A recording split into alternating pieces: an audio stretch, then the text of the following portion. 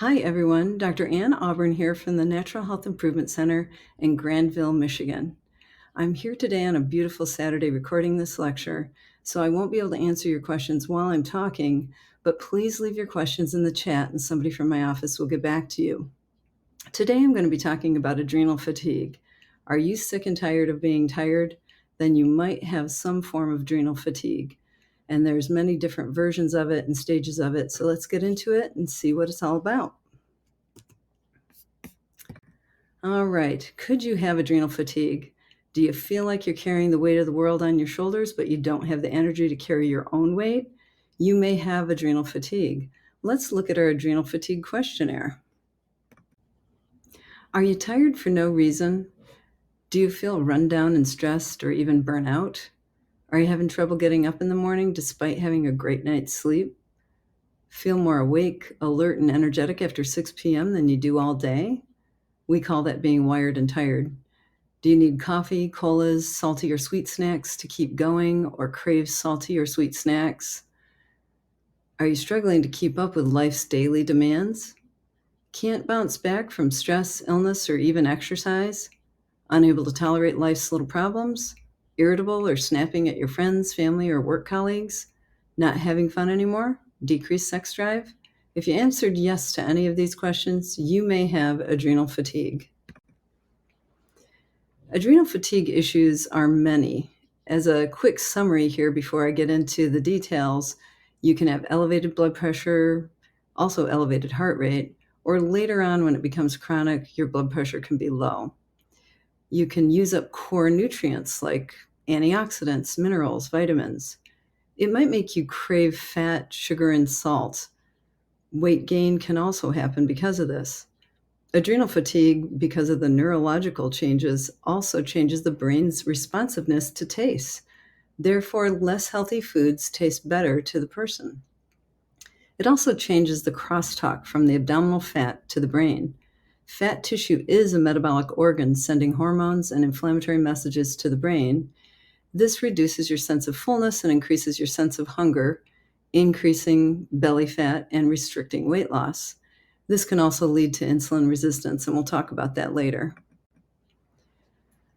There is good stress. I just want to make sure you understand that. There's adrenal fatigue stress and there's good stress. So let's look at those. Adrenal fatigue stress, maybe you're working hard for something, but you don't really care about it, or it's no longer fun. Good stress might be working hard for something that you love and you're enjoying every minute of it. It's great. You live off of it. So there's a difference there. You need adrenal stress to, face up to challenges and things like that, but you don't want it to become chronic and you don't want it to make your life miserable. All right, so let's look at cortisol and adrenal function. Cortisol is a life-sustaining adrenal hormone that maintains balance in bodily functions and therefore improves health and sense of well-being. But again, when that stress is sustained and cortisol is too high, that's when there's some negative effects. So what is adrenal fatigue? Adrenal fatigue is a collection of signs and symptoms caused by impaired adrenal function. Most commonly, it's associated with intense or prolonged stress, but it can also arise during or after acute or chronic infections or stresses. Its paramount symptom is fatigue that is not relieved by sleep. Of course, there are other symptoms as well. So let's go on and look at this. Adrenal fatigue is not readily identifiable. There's no one single test for it. It's a collection of various symptoms. You may look and act relatively normal, yet you live with a general sense of unwellness, tiredness, or just gray feelings. You may feel depressed, but it's not just depression, and you know it inside. It's because you're tired. People whose adrenals are fatigued often have to use caffeine, sugar, chocolate, carbohydrates, and other stimulants to get anything done. Other names for adrenal fatigue? Well, one thing I want you to know is it's not Addison's disease. That's where you don't have enough cortisol or production of cortisol to sustain life.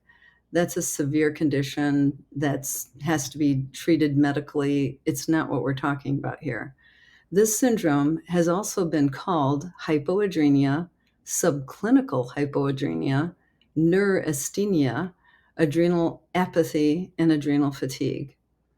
Although it affects millions of people, conventional medicine really doesn't recognize it as a distinct syndrome. But I can tell you that at our office, we've helped a lot of people with this condition. Let me tell you about adrenal fatigue and the stress response. The acute stress response was first described by Walter Cannon in the 1920s. It's a theory that animals react to threats with a general discharge of sympathetic nervous system fight or flight response. So this is where you might feel your heart race, or you might feel almost a little super energized inside. It's the response that was later recognized as the first stage of what they call the general adaptation syndrome. It regulates stress responses among vertebrates, that's beings with vertebral columns like humans, dogs, cats, deer, whatever, and other organisms. Okay, so how does the stress response affect the adrenal glands? Hans Seeley recognized that adrenal glands are very important because they produce hormones involved in the stress response, also known as fight or flight. Hans Seeley defines stress as the nonspecific response of the body to any demand. The term stress was applied to the general adaptation response. Adrenal glands and the general adaptation response consist of 4 stages: the alarm stage, recovery stage, resistance, and then lastly, the exhaustion stage. We don't really want to get there, but let's go through these. Alarm phase, this is where the body prepares for fight or flight in response to stress. You see a bear coming your way, you're going to run. Sympathetic nervous system is activated and the adrenal glands are stimulated. Norepinephrine and cortisol are released. That helps you with your blood flow and your heart rate and pumping all that blood around so your muscles can run from whatever you're running from. Of course, that's brought on by a situation where you might be getting yelled at by somebody, or you made a mistake at work, or somebody's upset with you. Now, the recovery phase, after a stress is resolved, the body returns to its baseline state. Hormone and neurotransmitter levels come back into balance, or they're supposed to come back into balance. What occurs when this doesn't happen? Well, then you can get into the resistance phase. You could call this stage 3 of adrenal fatigue. This is when the actual threat has passed, but is still perceived in the mind and body as real. The cortisol remains elevated. DHEA levels may be normal or slightly low. And by the way, DHEA is a hormone in the cascade of how your body forms hormones that's a precursor to estrogen and testosterone. Both males and females need it. It's important for muscles, connective tissue healing, mental focus, all sorts of things that keep you kind of happy and moving in life. This is where things start to be out of control, though, here in this resistance phase. Things are out of balance. It leads to adrenal stress and fatigue being more of a problem, and eventually exhaustion. So let's talk about the exhaustion phase. This is where your DHEA levels have dropped. Cortisol levels may now be low. The patient feels exhausted and depleted and will likely have major exercise or activity intolerance. This is adrenal fatigue with exhaustion, and some people might call it stage 4 adrenal fatigue. So, normal versus excessive stress response. A normal stress response is beneficial and essential for survival. Just need it for life. However, when multiple stressors are very strong or chronic, adrenal fatigue occurs. Adrenal gland functions become suboptimal, and following this, adaptations by the neurological, hormonal, and immune systems occur. This is mild to moderate adrenal dysfunction or adrenal hypofunction without complete adrenal failure. So, what happens in adrenal fatigue? Adrenal fatigue can wreak havoc with your life. In the more serious cases, you may have difficulty getting out of bed for more than a few hours per day. Every organ and system in your body can be profoundly affected. Adrenal fatigue. Let's look at the effects on the rest of the body. Changes occur in your body chemistry, cardiovascular system, exercise intolerance, and even sex drive. Many other alterations take place at cellular levels because of the decrease in adrenal hormones and other nutrients and neurotransmitters and things like that that occur. Your body does its best to make up for underfunctioning adrenal glands, but at a price. Let's look at stress in the frontal cortex. Stress affects the functioning of the neurons in the frontal cortex. That's where you make your executive decisions. It leads to difficulty with decision making and poor decision making. It's just harder to make decisions, harder to get through your day, harder to do what you need to do every day in life. We're always making executive decisions every day, which bill to pay first, which task to do first during your day, prioritizing everything in your life. 34% of people cite a lack of willpower as a barrier to best health choices. 56% say that for their willpower to improve, they'd have to feel less fatigue and more energy. So these people probably have adrenal fatigue. So this can affect your memory and cognitive function. Acute stress increases cortisol. Chronic stress suppresses mechanisms in the brain, the hippocampus and the temporal lobes. These serve short-term memory functions, therefore affecting cognitive function. Brain fog is really just a code word for adrenal dysfunction. Chronic stress is predictive of higher risk for dementia. So we want to treat this. We don't want to ignore it and just push through in our lives. We want to do something about it. And there's many things that we can do. So stress and cardiovascular disease. There's multiple pathways for increased cardiovascular disease. Increased inflammatory markers can go up, like ultrasensitive CRP, which is a marker for vascular inflammation. Increased fibrinogen, a blood clotting factor. With high cortisol, you also can have central obesity. A lot of times there's advertisements for supplements for this. That's a little bit of dangerous ground because, those supplements aren't always treating exactly what you have. So we have ways to look at exactly what's going on and be more specific about it. But basically, this is tied in with insulin resistance. Your insulin just isn't working the same to get that sugar in the cell and to keep the blood sugar in the bloodstream normal. And again, we mentioned increased blood pressure and heart rate and decreased heart muscle electrical stability. A lot of people will get heart palpitations, runs of fast heart rate, and some people could even be more susceptible to atrial fibrillation and irregular heart rhythm that can be dangerous and cause blood clots. Eventually, the stress could cause low blood pressure, but that occurs later. Chronic stress is associated with increased cardiovascular events over a 5-year period, according to research. Also, adrenal fatigue can impact on gut health.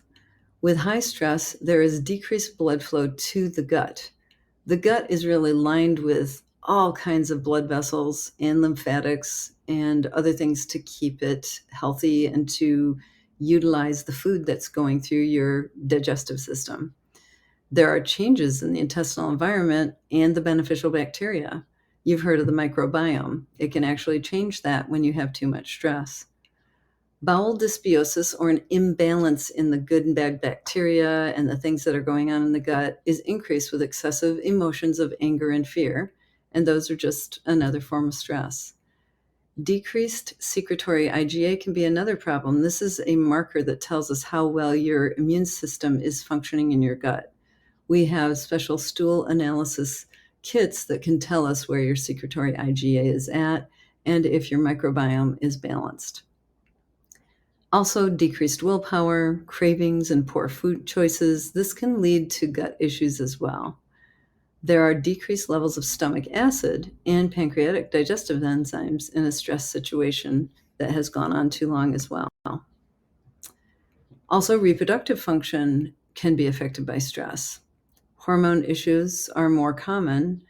This can include no periods for women, heavy periods, irregular periods, and infertility.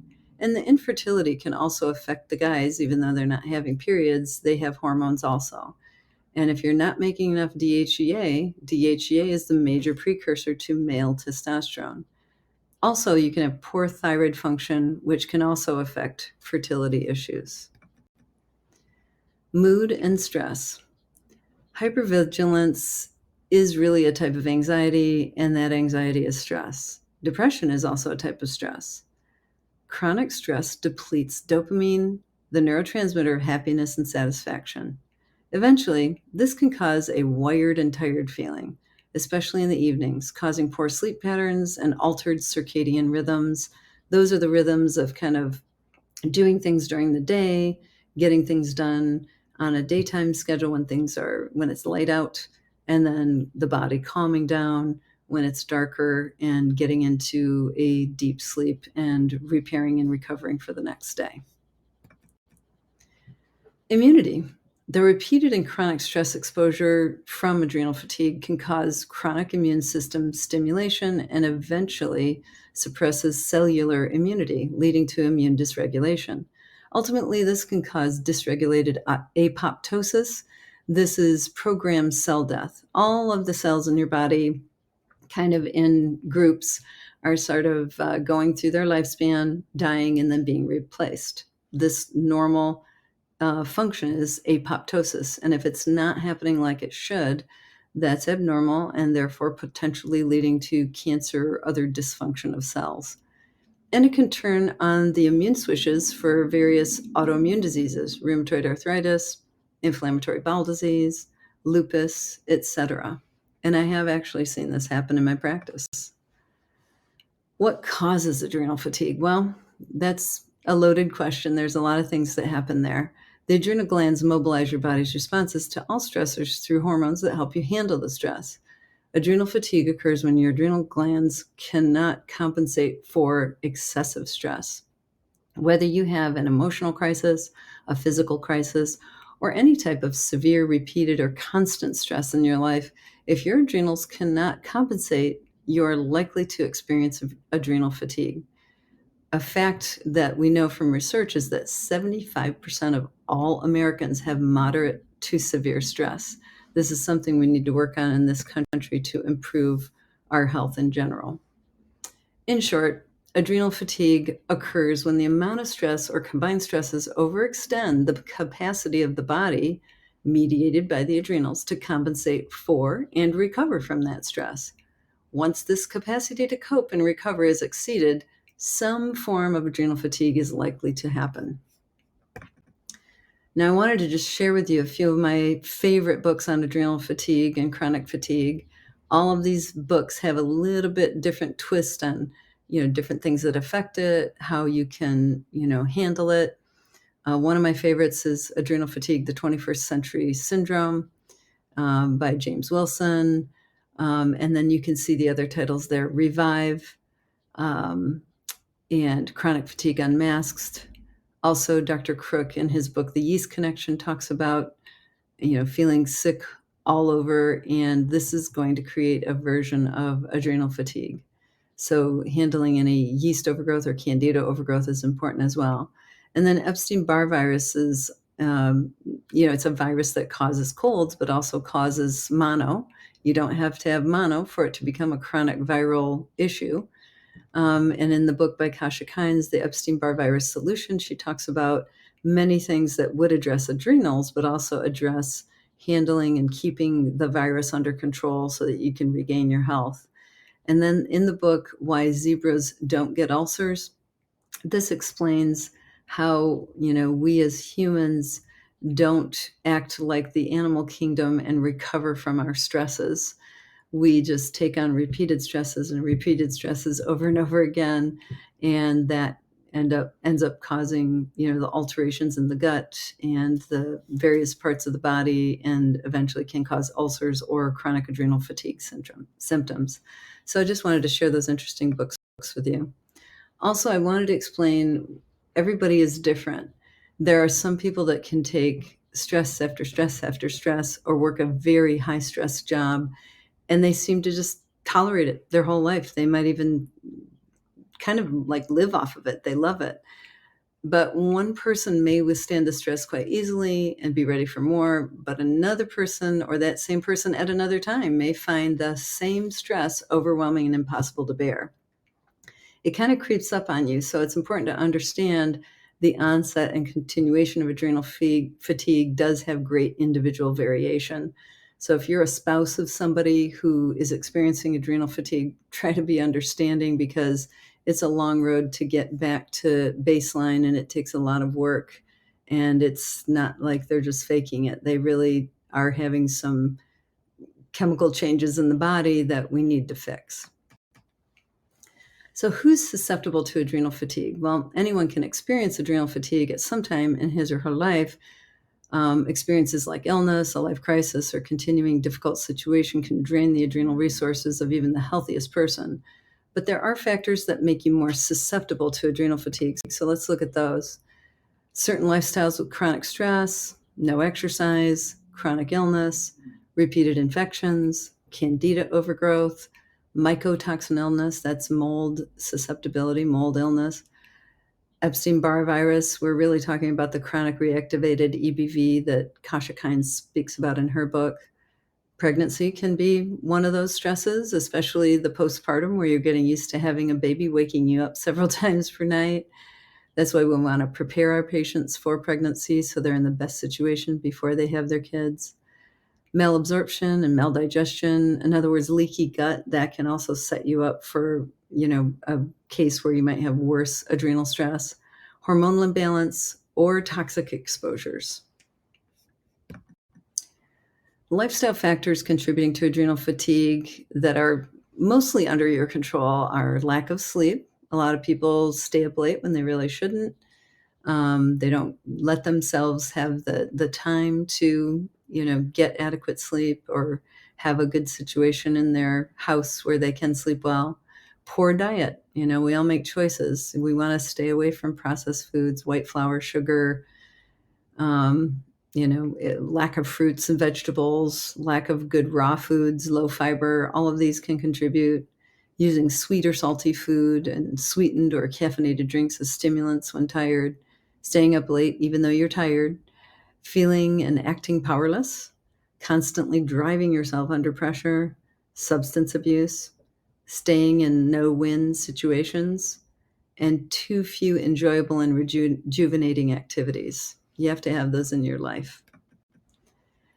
So examples of life events that may lead to adrenal fatigue include frequent crises at work or at home, hating your job, severe emotional trauma, death, divorce, etc., major surgery, prolonged or repeated infections, serious burns, head trauma, job loss or change in financial status, relocation with no support, excessive chemical exposure.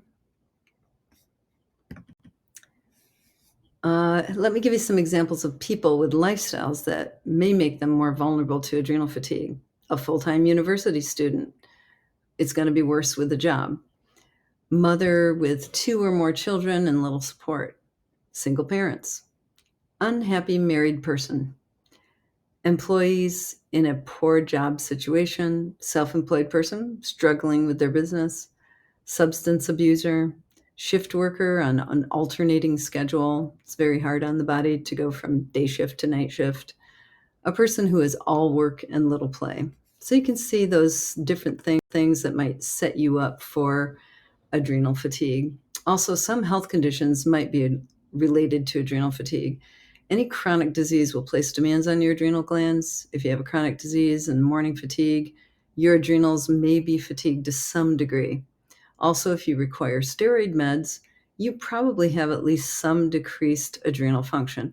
Now, sometimes we do use hydrocortisone, also known as Cortef, when we have severe adrenal cases, but we do try to get our patients off of those eventually. But those are different than the higher dose, heavier steroids like prednisone and methylprednisolone. All corticosteroid medications are designed to imitate the actions of the adrenal hormones and cortisol. How common is adrenal fatigue? Well, John Tintera, MD, he was a specialist in low adrenal function.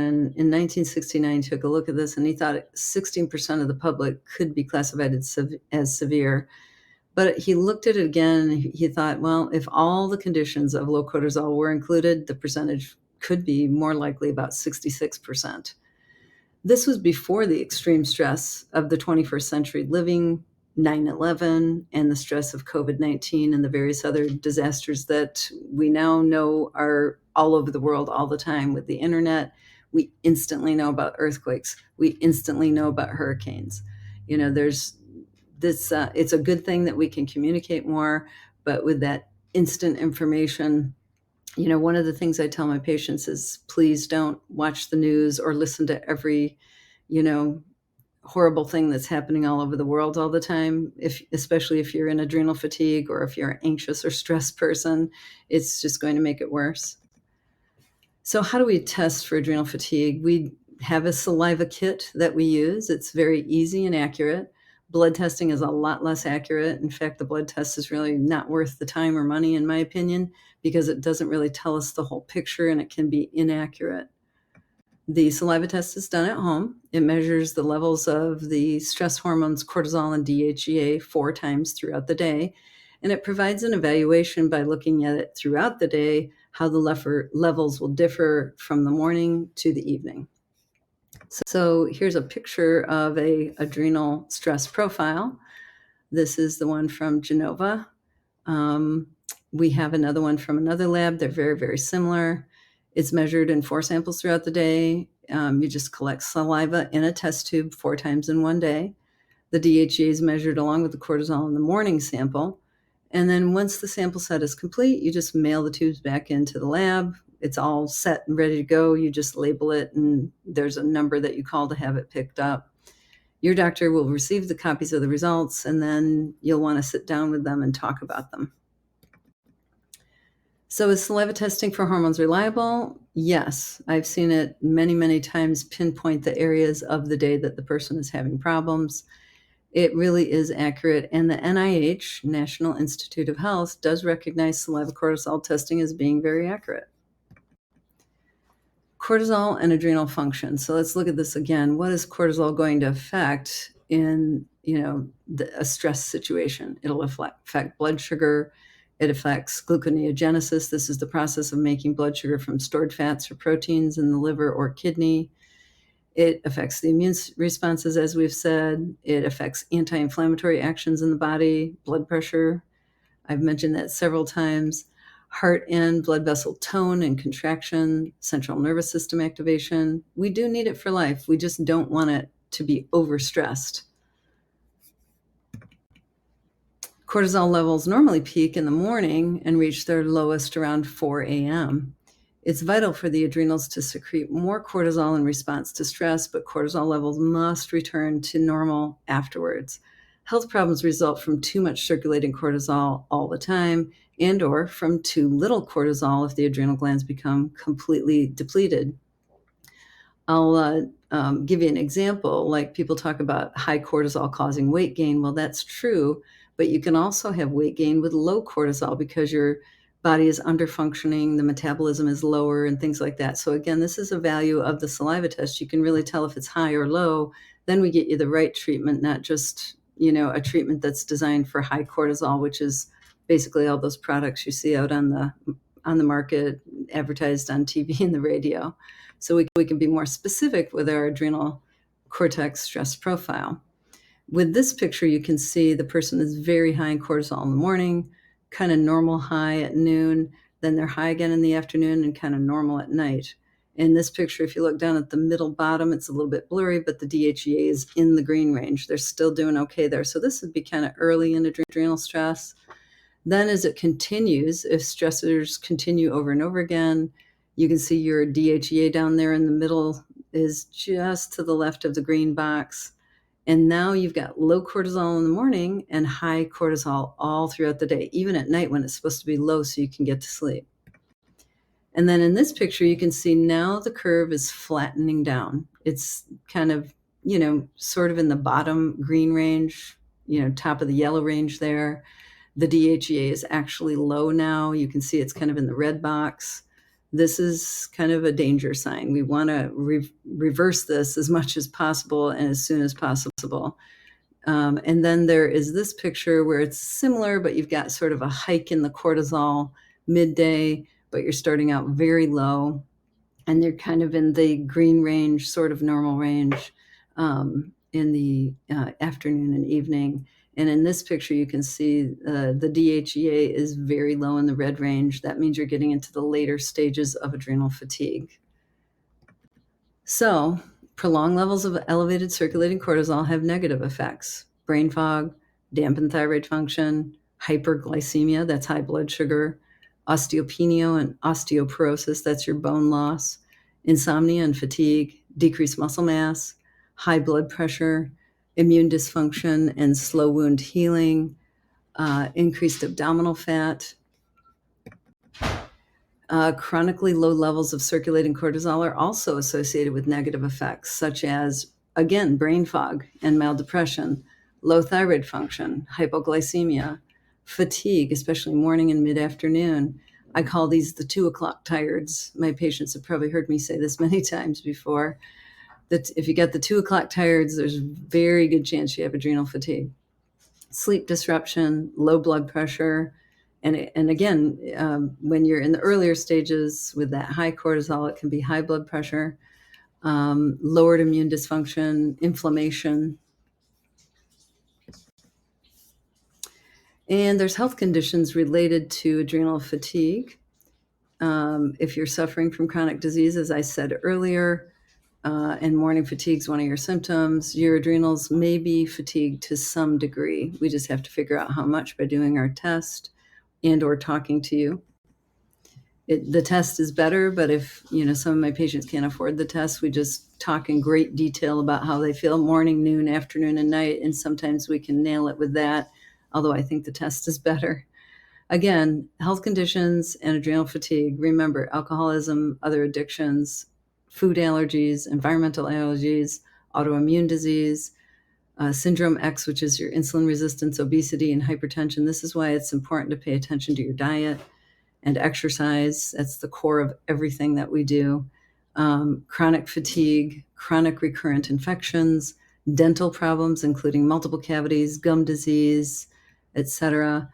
Hormonal imbalance like polycystic ovarian syndrome, even PMS and amenorrhea, which is where you don't have periods, or menopause, where you're losing all your hormones. That can set you up. Also, a lot of my patients ended up with adrenal fatigue after they hit menopause, and their body just didn't have the reserve to handle the stress that they were putting on themselves or that was coming into their life. Also, fibromyalgia, that's a chronic condition that can set you up. Gut imbalances, if your gut isn't working right, this is another core, very core part of integrative and functional medicine. We need to make sure your gut is functioning well, and sleep disturbance.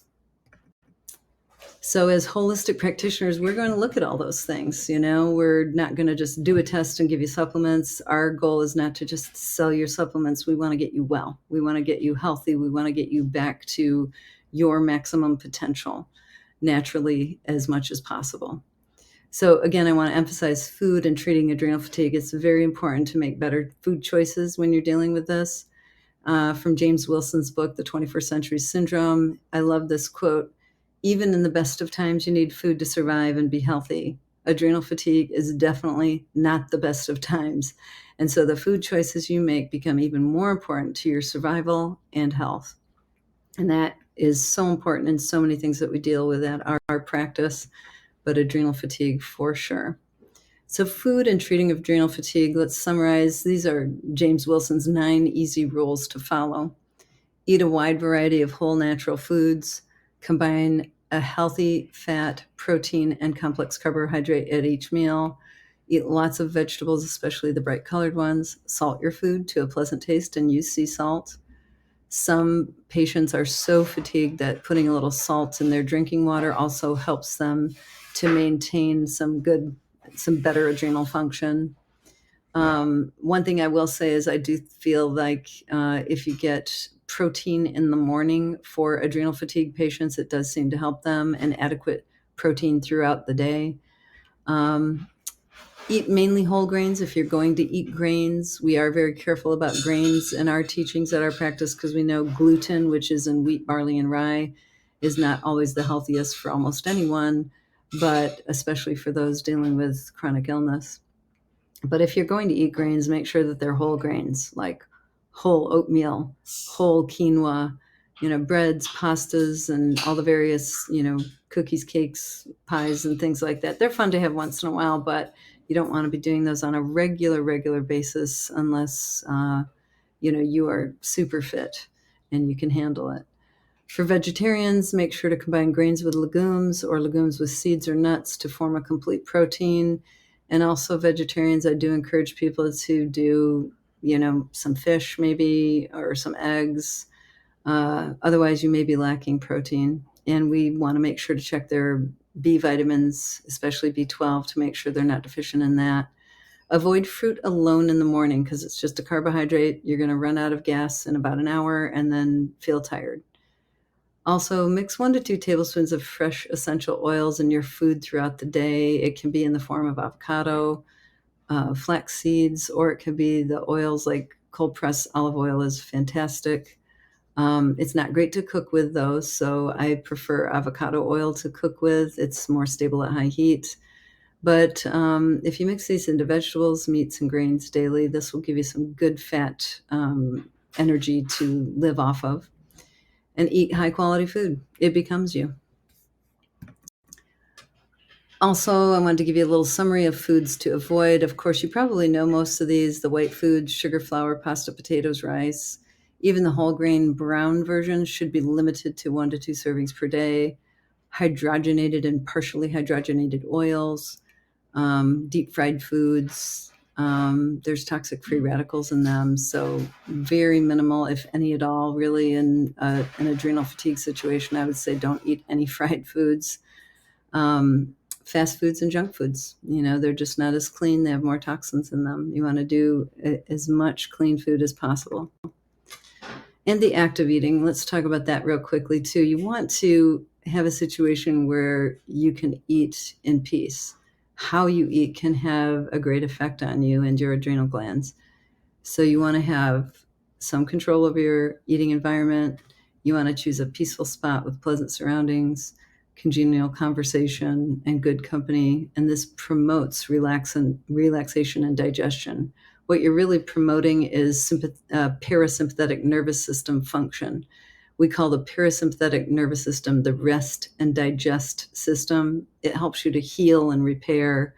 Whereas if you have sympathetic overdrive, that's the excessive heart rate, high blood pressure, using up all your blood sugar, all of that sort of thing. That's not good for adrenal fatigue situations. And it's really not good for general health either. So eat your food sitting down in a relaxed position. Do not rush meals. Chew your food very well. You'll be getting more out of it.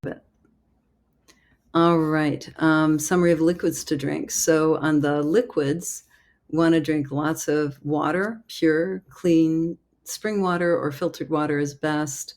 If you're going to drink reverse osmosis water, what I recommend is people get pH protector drops, and they put those minerals back in the water.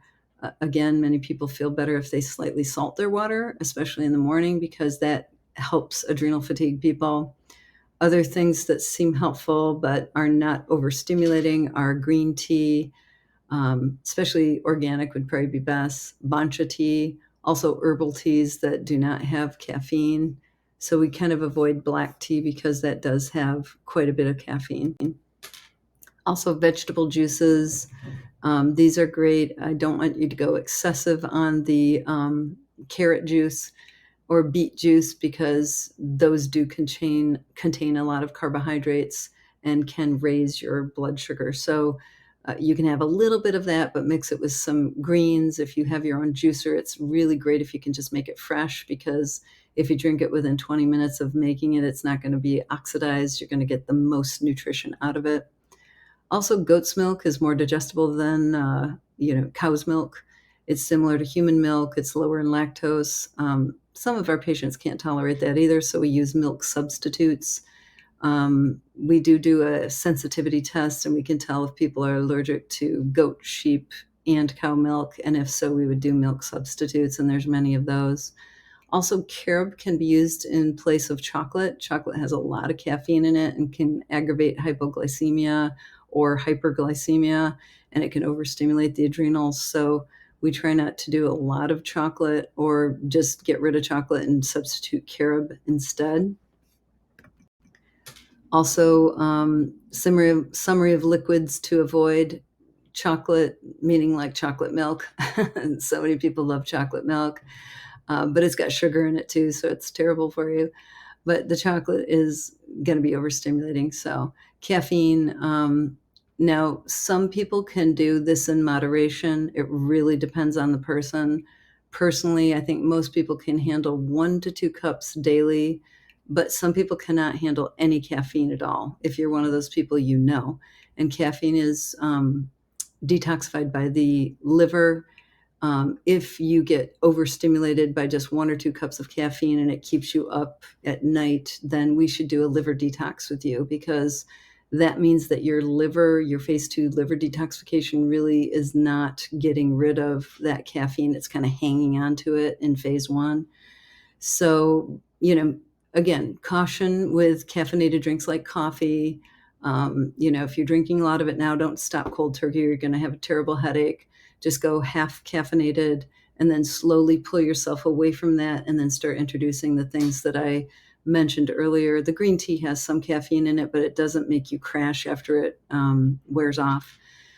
So there's substitutes. Also, alcohol.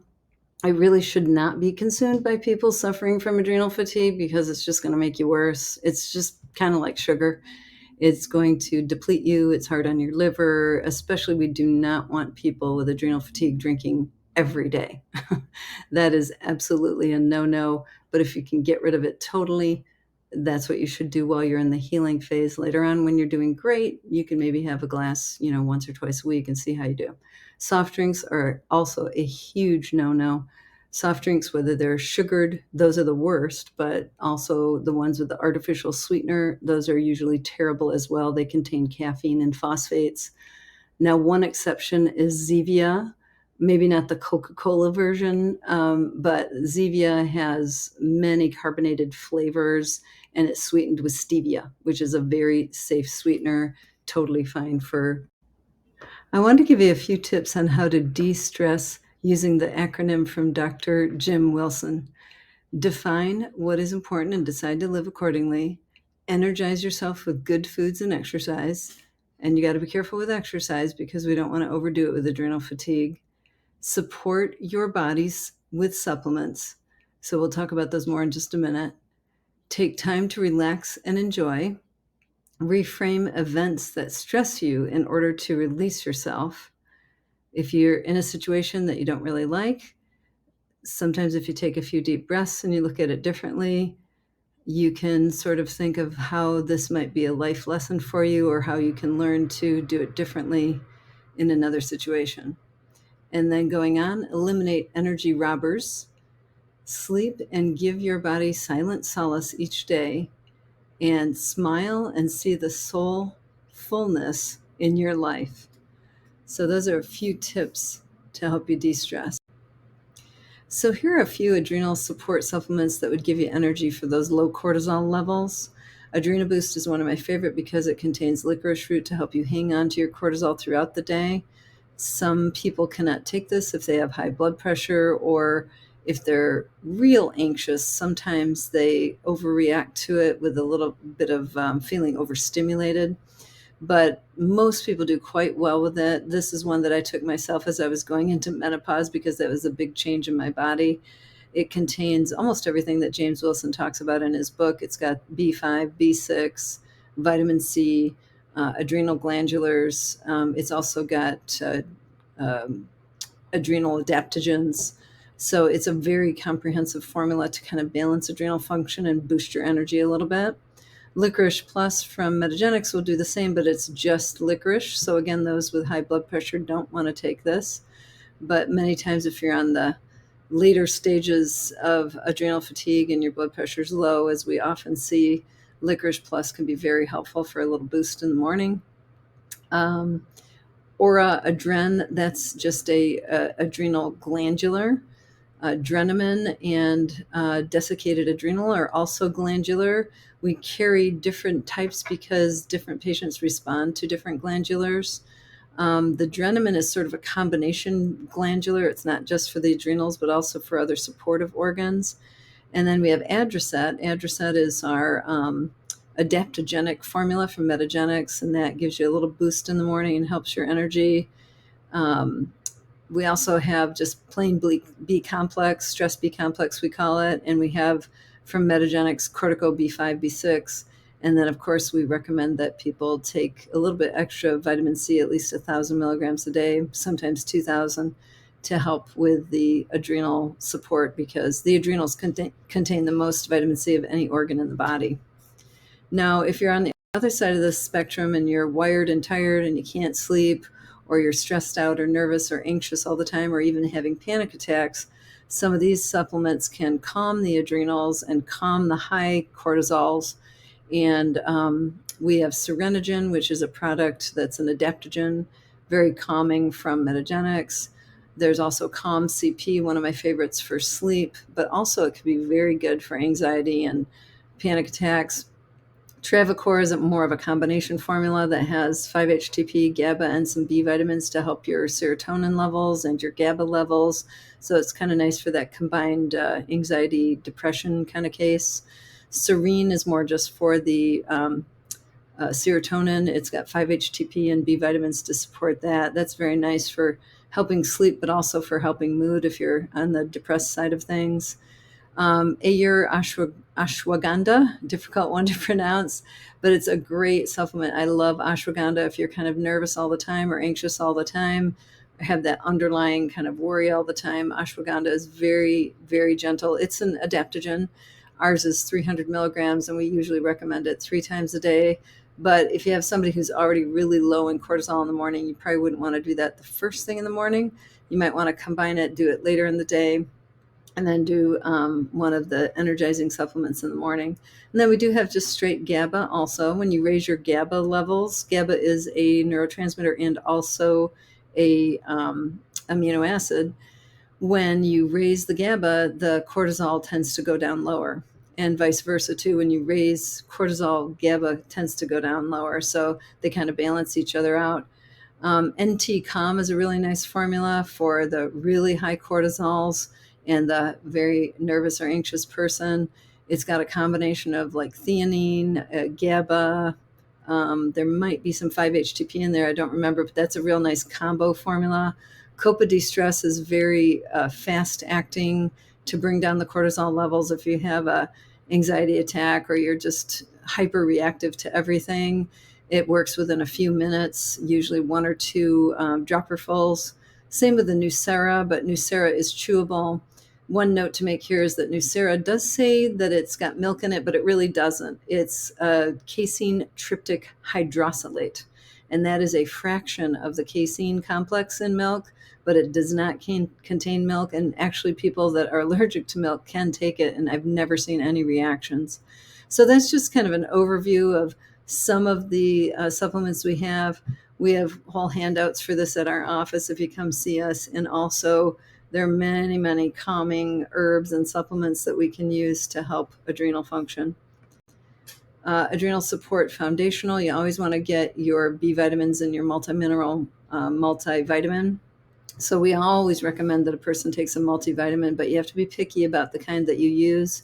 You don't want to use the kind that have like calcium carbonate and just regular old cyanocobalamin. You want methylcobalamin for your B12. You want methylated folic acid for your for your folate. So there's little things we can tell on the vitamins, and normally we need more support for those who have adrenals, not less. But we have 3 or 4 different multivitamins at the office, so we can find which one works for our patients. And then often we are doing a B complex, or we might measure B12 levels in the blood and see if they need B12 also. And then omega-3s are very, very important. If you are vegetarian, there are omega-3s that are vegetarian. I don't carry them at my office because I think the fish oils work much better. but some people do go for the vegetarian version, which you can find online. The two most important omega-3s are EPA and DHA, and those make your cell membranes function better, so your messages are getting in your cell to get things working for you in the cell and to get toxins out of the cell. And they're really, really good for your nervous system, and you need that kind of support when you have adrenal dysfunction.